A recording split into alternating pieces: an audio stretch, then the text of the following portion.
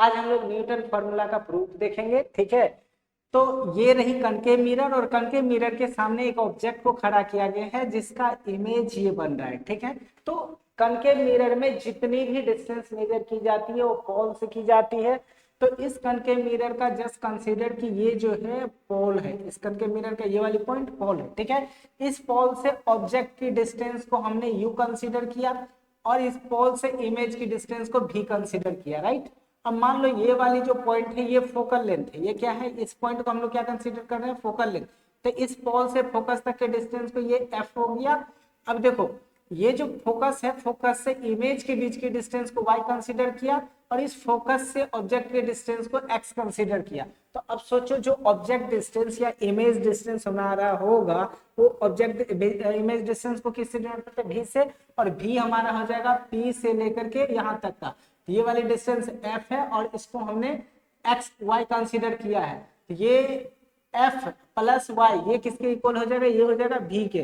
तो f plus y ये किसके बराबर हो गया, v का। एंड अगर u हमें फाइंड करना है तो u किसके इक्वल हो जाएगा गाइस, u देखो यहाँ से यहाँ तक है, ये वाली डिस्टेंस f है और ये वाली डिस्टेंस x है, दोनों को अगर ऐड कर दूं तो किसके बराबर हो जाएगा, v का। मतलब x प्लस f किसके इक्वल हो जाएगा, u के। अब हमें क्या करना है, मिरर फॉर्मूला लगा दो, ठीक है। तो 1/v plus 1/u equal to 1/f, ठीक है। अब ये कनकेव मिरर है तो कनकेव मिरर में ऑब्जेक्ट डिस्टेंस, इमेज डिस्टेंस और फोकल लेंथ तीनों के तीनों क्या होगा, नेगेटिव। तो ये नेगेटिव, ये नेगेटिव, ये नेगेटिव, ठीक है। और इन दोनों में नेगेटिव कॉमन ले लो, इसमें भी नेगेटिव, तो नेगेटिव से नेगेटिव सारा कैंसिल आउट हो जाएगा।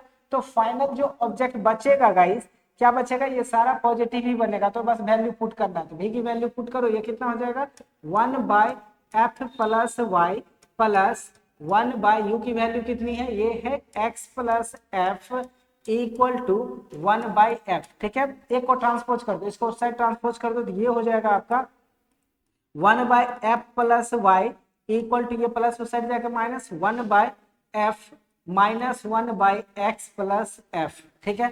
अब आपको क्या करना है कि इसको एज इट रहने दो, इसको एज इट रहने दो गाइस, 1/f प्लस y, उसके बाद इक्वल टू इन दोनों का एलसीएम ले लो। तो एलसीएम कितना आएगा, इसको मतलब सॉल्व कर दो, तो सिंप्लीफाई करोगे तो ये हो जाएगा f into x plus F, इसका एलसीएम हो जाएगा, ठीक है। अब देखो इससे ये कैंसल आउट बचेगा, ये ऊपर से 1 को मल्टीप्लाई करोगे तो ये हो जाएगा x प्लस एफ और माइनस इस बार ये कैंसल आउट हो जाए, बचेगा f, यहाँ आ गया f। तो आपका ये f से f कैंसल आउट हो जाएगा, फाइनली जो बचेगा 1/, ये हो जाएगा f plus y equal to, यहाँ बच जाएगा आपका x डिवाइडेड बाय, इसको इससे मल्टीप्लाई कर दो, ये मल्टीप्लाई कर दोगे तो f इंटू एक्स, ये हो जाएगा f इंटू एस, इसको इससे करोगे तो f इंटू एफ कितना हो जाएगा, एफ एस पे। अब क्रॉस मल्टीप्लाई कर दो गाइस, तो इसको इससे करोगे तो एज इट इतना ही रहेगा क्योंकि 1 है, ये हो जाएगा f x plus f square equal to, इसको इससे मल्टीप्लाई करोगे तो x इंटू एफ, ये हो जाएगा एफ एक्स प्लस एक्स को y से मल्टीप्लाई करोगे तो ये हो जाएगा एक्स वाई।